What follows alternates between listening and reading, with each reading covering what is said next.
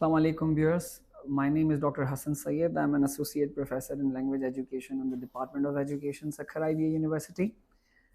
Today, I'm in conversation with one of our beloved and respected faculty members, Dr. Alkarim Datoo Saab.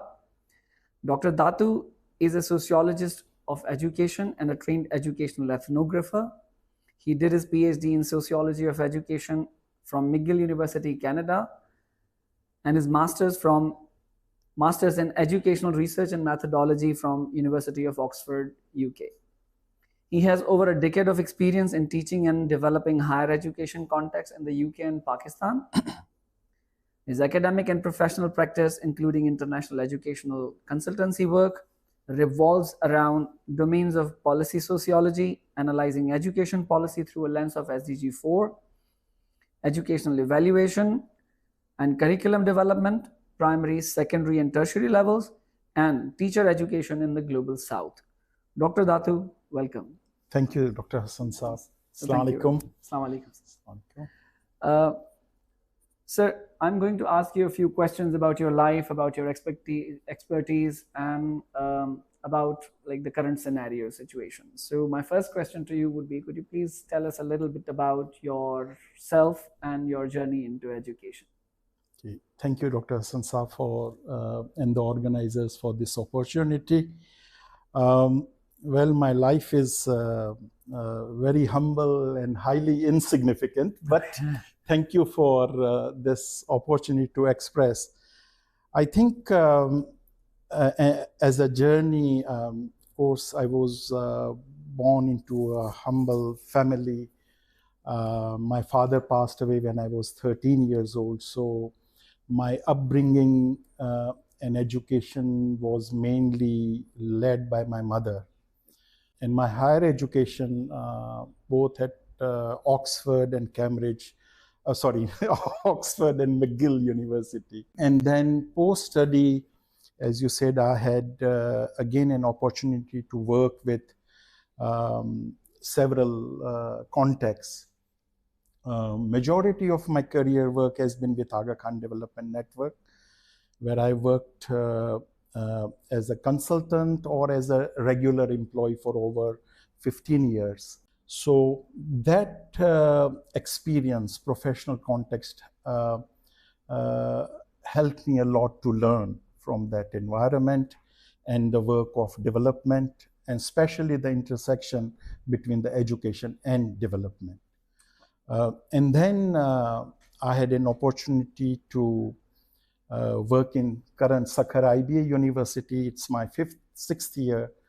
And this has given me a new perspective, an angle, and a field access through looking at, what you mentioned, issues of educational policy sociology. So, and mainly as a student of ethnography, I am trained to look at things not from the top, but from the ground. So it's a lens from the people, emic, trying to go to what Clifford Gates will call a near experience access, and to see, and that view gives a different scenario and situation about the realities of education. So how education is articulated in policy, in curriculum, and in teacher education looks quite different when seen from the ground. Right. So I think this journey has been both a physical journey, chronologically, psychological journey, my own learning journey. So thank you very much for such a comprehensive response, sir. Yes, sir. So following up on that, I'd like to ask you, tell us a little bit about your interest and training in sociology and ethnography. Yes, what is your interest, and how did you train yourself in ethnography and sociology? Yes. So, sir, to be very frank and honest, sociology for me, was in a way an escape from philosophy. Now, this may look very strange. So what happened that in my training, when I get exposed to philosophy, वो कहते हैं ना नीम हकीम खतरा है जान. So I had a half-baked understanding developed of philosophy. And that has created a lot of tensions and confusions within myself. Right. So that affected my personal life also. So when I went for PhD, I made just one principle to stay away from Department of Philosophy. Yeah. And hence I was looking at what are the possibilities. So education, Department of Education at McGill was my home. And I used to, look at, because at McGill and, in many international universities, there is a luxury to choose from the courses offered across the departments. Yeah. So I was very fortunate to come across a course in Department of Anthropology at McGill. Okay. And that was taught by a visiting Harvard professor. And that course was about globalization, looking at globalization through anthropological and sociological lens. Right. So when I audited basically that course, I was fascinated by the possibilities.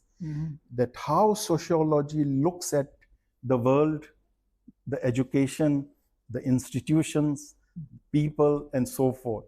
So it gave me that, okay, now I was looking at a move from philosophy, and here is a nice anchor which excites. And especially when I connected that in my PhD thesis, doing thesis on sociology of globalization. That was very fascinating, and a lot of aspects, change in thinking, the way it looking happen. And that gave me like a light bulb that ideas and your articulation matter more than the formatting of the paper. So sometimes we get stuck on little things. Structural things. Structure, formats, fonts, APA style, which are important. Yeah. But that should not kill the ideas. Right. So I think that was a great learning. So it gave me encouragement, okay, as a novice student of sociology, if my thoughts are insightful, so I was encouraged to, connect more thoughts. Right.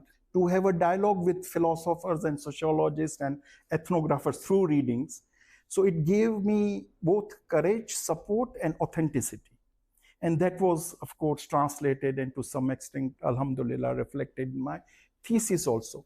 So this journey from, Islamic studies and humanities to philosophy to sociology and anthropology. And then I remain with these two combinations, sociology and ethnography. So sociology helped me understand structures of education. Structures of education. Structures of education, structures of society, and connection between society and education. So classroom, I started looking at classroom, not a place in school, but a place in society. Society in classroom, classroom in society. So these perspectives open new things. And ethnography took me to the lived realities, lived experiences, how students' biographies and lives are shaping. So students who are coming to my class, they have their own world. Class is a limited time, school is a limited time, university is a limited time, but they have lives outside and after, before and after schools. So in that sense, it's helped me to understand a bit and, refine my pedagogies and the lenses to that. So in that sense, the connection. Brilliant, sir. Brilliant. Thank you. That makes me interested and fascinated with ethnography and anthropology. Yes, sir. So I've been a student of linguistic anthropology myself. So yes, I'm interested in linguistic anthropology and sociolinguistics. So indeed. I can learn a great deal from your insights. And your work is very, I think, when you discuss in class and with colleagues, it's truly insightful. And I think the area itself is very significant because language and culture and mindset are constitutive of each other. Yes, thank you very much for the kind words. Yes. So the next question is, like, I'm sure there is a long list of people who have influenced influenced you as a scholar, influenced you as a pedagogue, as a teacher. So could you please tell us, like, who has, or like a list of people who have influenced your work Yes. as a scholar and a pedagogue? Yes. Or if I also take permission to broaden Yep. beyond scholar, I would Please do say so. three names or personalities come to my mind. Let's surface. Okay. The first one is my own mother. Your own mother. Mother as a Wow, pedagogue. Great. And I will explain how. And she was, I mean, I don't want to use this word, but in the common parlance, it's like illiterate. Illiterate. Okay. For me, it was not, of course, because I have a different view of literacy. Literacy, I know yes, from you of course. also. So my mother, and then Aga Khan, His Highness Aga Khan, fourth. And of course, this is the thing. And I will also explain. And third, in context of rural Sindh, Paulo Ferrarian work. And if I may briefly elaborate on this.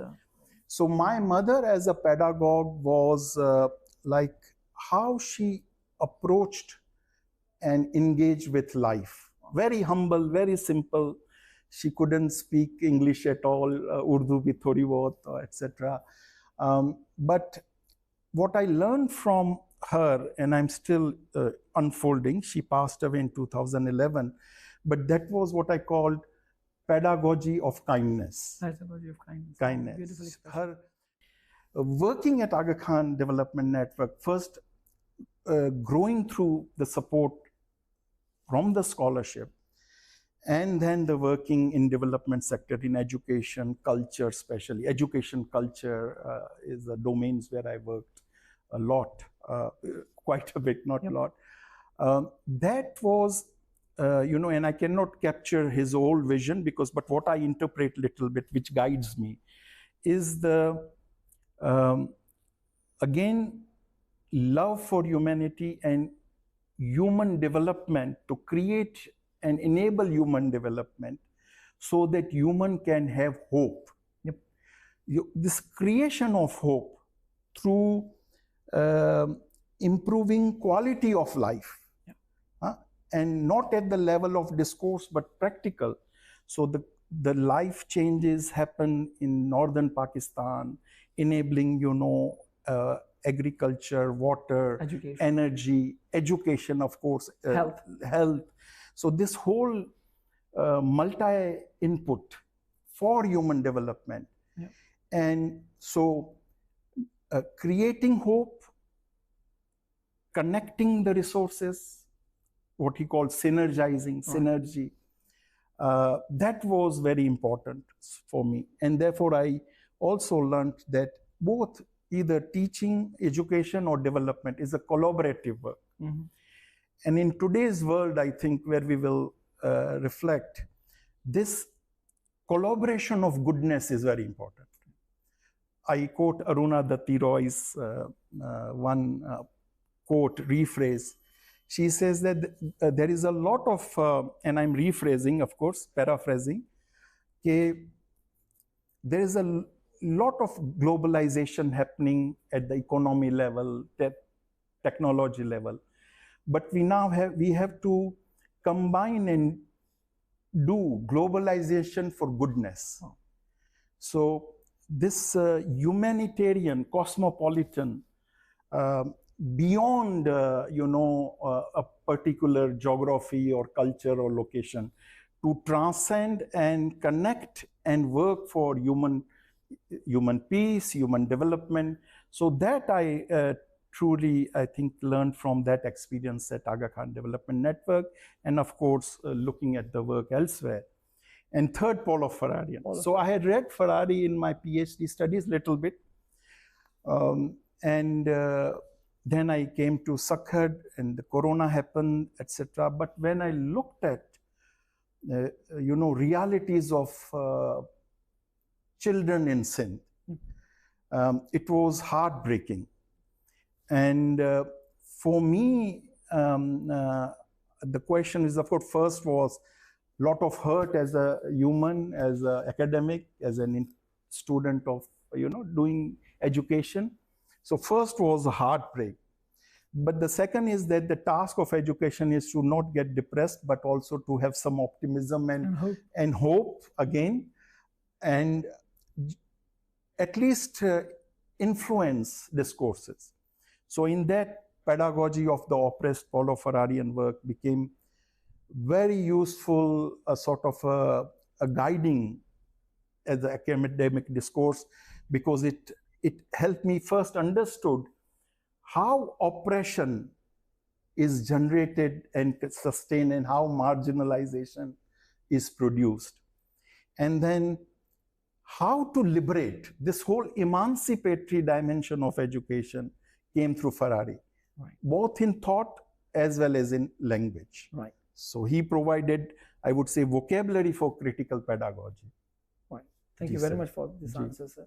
So, like, continuing with that, looking at education in Sindh, as you said, like you've observed and understood this context for over 6 years now.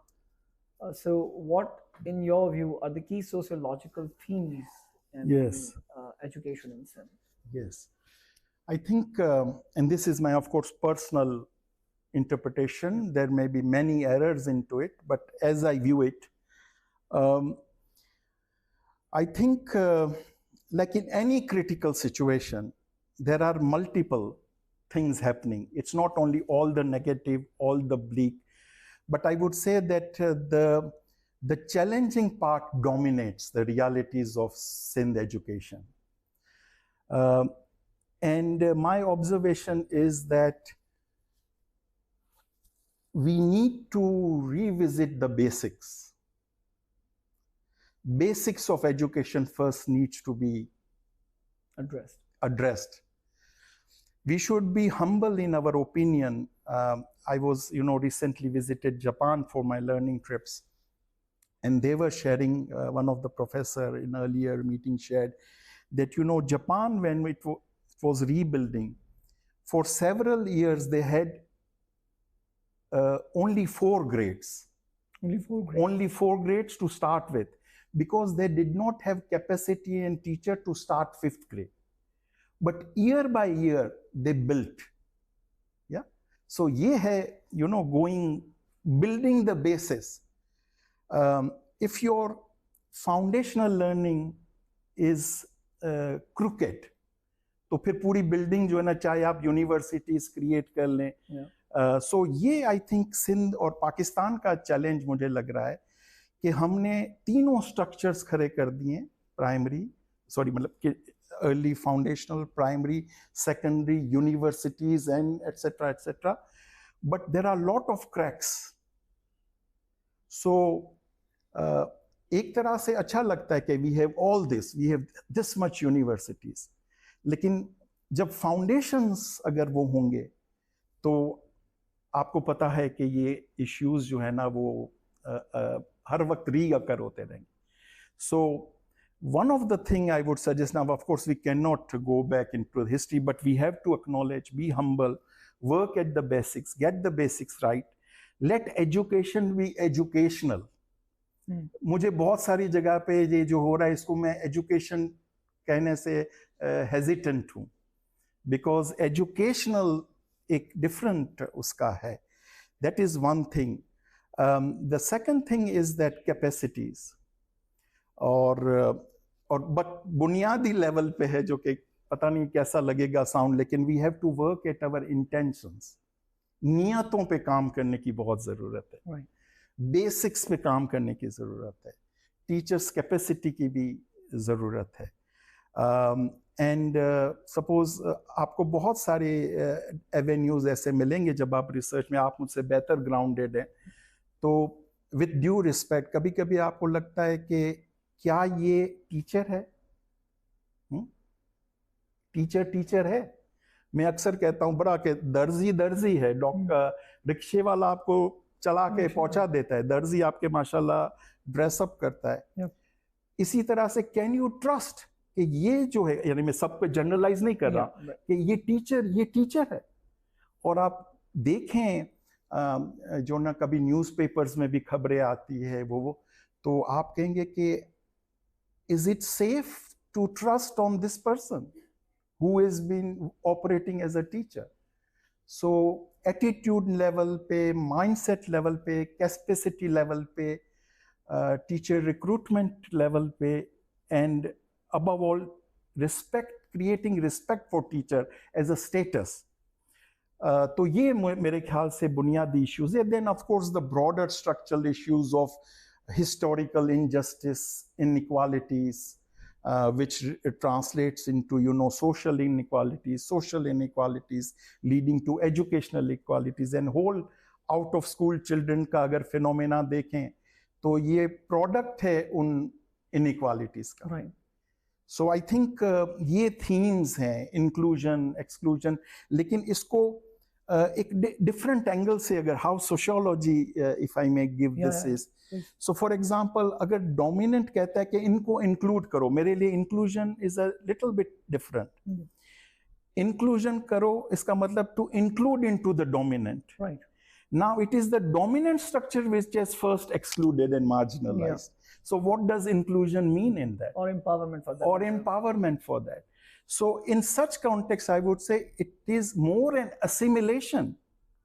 Because आप एक out of school बच्चे को school में ले भी आए, वो school में आएगा लेकिन वापस वो वही कच्ची आबादी में जाएगा जहां पर बहुत सारे इसको इश्यूज है, कॉन्फ्लिक्ट है, ऐसे सोशल चीज़ें हैं जहाँ पर मैं अभी यहाँ पे अक्सर I go for a swimming in near by, मैं उस एरिया का नाम नहीं लूँगा, लेकिन छोटे छोटे बच्चे जुआ खेलते, इस तरह की चीज़ें, क्योंकि वो देखते हैं कि उनके बड़े भी फालतू टाइम में खेलते हैं. अब what does it mean to educate in that context? It's not कि आप इसको 5 जमातें पढ़ा दो और उसकी सोशल कंडीशन वही की वही रहे. I think education in that sense needs to first or in tandem need to work on their living conditions, quality of life, create a habitus where there is a being is respected. और फिर वो school में आए. और we also need to go out of school centric model, which I have written in my newspaper articles also. Alternate pedagogies, alternate forms of knowledge, how we define access, how we define inclusion. So these are, I think, some of the areas to, I won't say we need to start working from the scratch, but reimagine these spaces, reimagine these processes, and create alternatives ways, pedagogies. So what is that one recommendation that you have, like, for the government and for the policy? Like, what is that one recommendation, like, out of your experience? I would say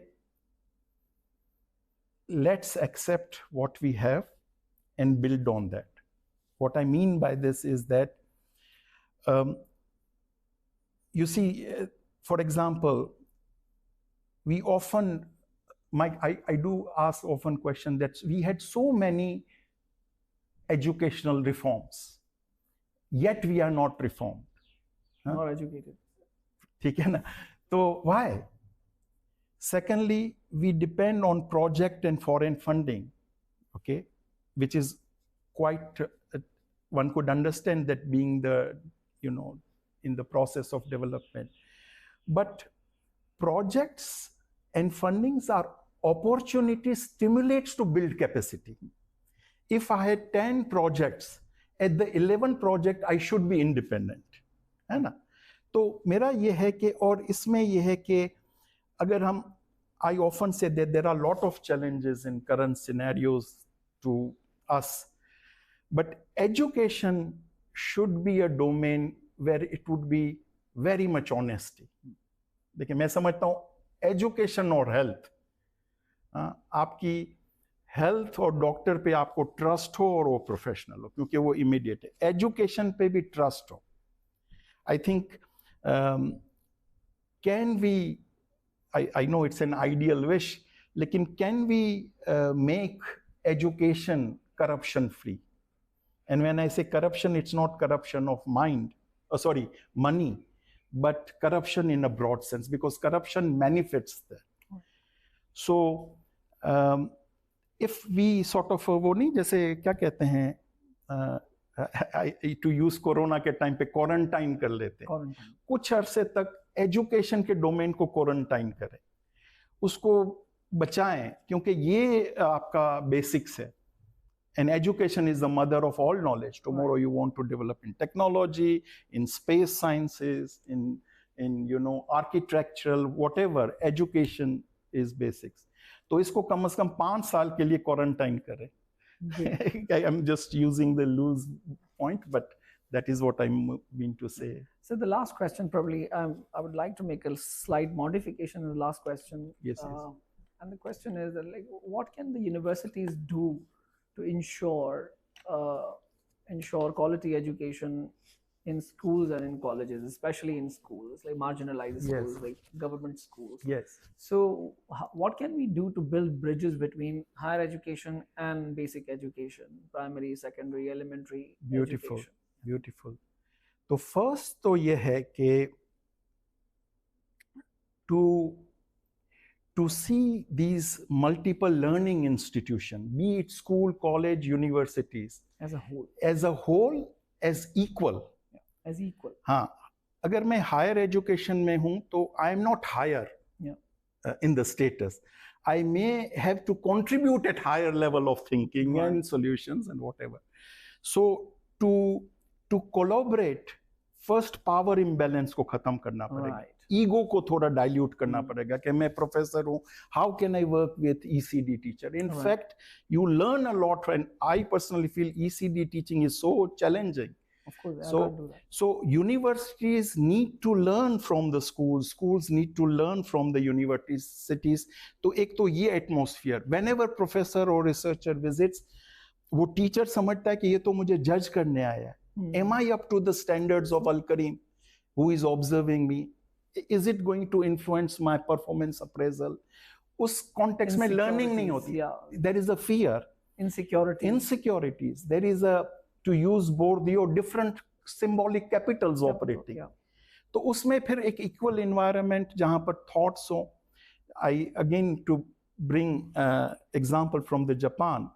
The University of Fukui, which we visited for study trip, their teacher education model is grounded and built in the school. 10 professors' offices were not in universities, but in the school. Wow. Inki offices hai baqaida. And they work as a collaborator, supporter, reflector, consultant, and then they inform their teacher education curricula, their curricula and their scholarship. So there is a proper, loop of complementarity, of learning, of reflection. Resonance. Resonance. And the whole development ecology is developed.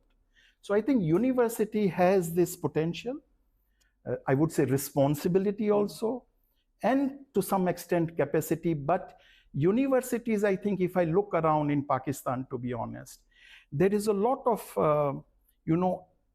one-dimensional emphasis on publications. So I would say this is wonderful. Publication is the product of knowledge, but there should be an equal weightage to practice. So practice को थोड़ा high करना होगा, centre में रखना होगा, और उसके structure को भी इस तरह से आप थोड़ा सा रिविजिट करें, क्योंकि अक्सर प्रोफेसर कहता है कि if I would only get promotion if I get publication. ठीक है, और आपको पता है पब्लिकेशन पब्लिश होने के बाद क्या होता है उसमें. ठीक है, कुछ लोग पढ़ते होंगे लेकिन उसकी अपनी सिग्निफिकेंस है टू एडवांस द नॉलेज. लेकिन ये work in the community, work in the practice, use practice to produce knowledge, and that sort of reflexivity. Higher education should be reflexive and learning organizations. So this is, I think. Sir, like any last word that you would like to leave with us? Okay, so I would say that in the current times, where there is a lot of uncertainty, discord, conflicts globally, and maybe regionally, yes. I think, I know it's an ideal wish and a prayer that humanities should value humanity. I think that is fundamental. Humans should value humanity. Human should value humanity. Knowledge is okay, but knowledge for what? That is the very important question. Right. So for example, a technology that disturbs or threatens peace is a different kind of knowledge versus a knowledge that heals and develops human and society and culture, repairs and planet. Yeah. So there is a lot of loss, collective loss. And I know the skewedness of knowledge and production. It's sort of serves certain interest of powers. But for people, you know, conflict or war is never a solution. There is an African proverb that when two elephants fight, grass has to suffer. Yep. So I think we need to value grass because elephants stand on the grass. Yep. When there is the earth, there is a, you know, powers. So I think this self-destruction that human, that, you know, is at the verge of it, or even indulge, I would say. We had natural calamity like corona. Okay, we could say that, okay, this is something epidemiologic, you know, but human creating, you know, danger, threatening life, killings of innocent people. I think that's why I think that now education has an existential urgency. Education is not only about making economic GDP and, you know, our growth, human capital theory. Yeah. There is what Amartya Sen would call, you know, freedoms and beings are central. So is education, I would say my simple formula of evaluating education is, this is just highly inadequate, but is that, is this knowledge pro-life or anti-life? If it's pro-life, we should support, you know, or ye I think education ka role hai to, and that's what the Paulo Ferrari, to quote and end with, it says that hope is an ontological vocation. Ontological vocation. Yeah. इंसान की वजूद में ही hope है attached. Yeah. I think currently, unfortunately, around the world, there is a lot of fear than the hope. Yeah. And education needs to reverse this. And we create hope so everybody can live peaceful life. Common लोगों को क्या चाहिए बेचारों को? पानी, drinkable, थोड़ी सी रोजी रोटी, shelter, हल्का सा, इतने minimal demands, needs हैं. So how can education work towards that? Universities, civil societies, governments, international civil society needs to work towards this. And we have to use education for globalization for goodness. Thank you so much. So thank you very much. On that hopeful note, I would like to thank Dr. Alkarim Datoo for his precious time and wonderful insights that he has shared with us and our audience. So thank you very much. Yeah. Thank you for allowing me to share my expressions. Thank you. Pleasure is all mine. Thank you. Thank you very much.